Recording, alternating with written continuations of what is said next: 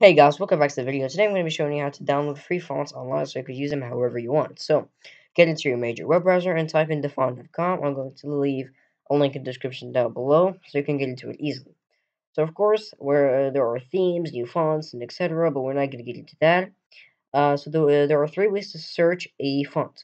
So you could obviously just search it using a search bar, or through alphabetical order, or through this box that's divided into a lot of categories like fancy, techno, script.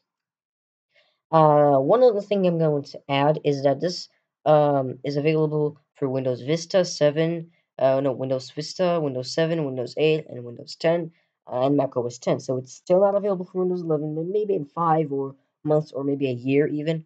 Maybe finally available for Windows 11. So I'm just going to show you how to download a specific font.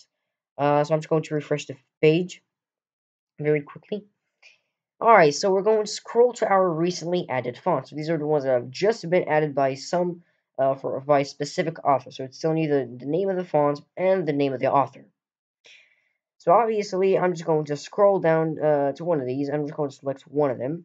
Let's say, for example, I like this Lemon Days font. So I'm just going to go and click on the download button. So click on download, and it's going to be in the form of a zip file. That's okay. As long as you have like an extractor app like maybe WinRAR or something like that. So I'm just going to minimize the window right here. I'm just going to show you how to get all of this because it's not downloaded now. It's not downloaded yet. We have to actually extract it. So unfortunately, in my WinRAR is in French, a little bit of an accident, but that's okay. I'm just going to guide you through in English. So just right click, and we're going to click on this one, extract in a specific folder. So actually, we have to specify the folder that we're going to extract it in. I'm just going to go to my local disk D. You could choose whatever you want again, and then click OK. So it just extracts it, and the thing that we're really going to use is just this font right here, the true type font file, because it's the actual font one, because it's the actual font file.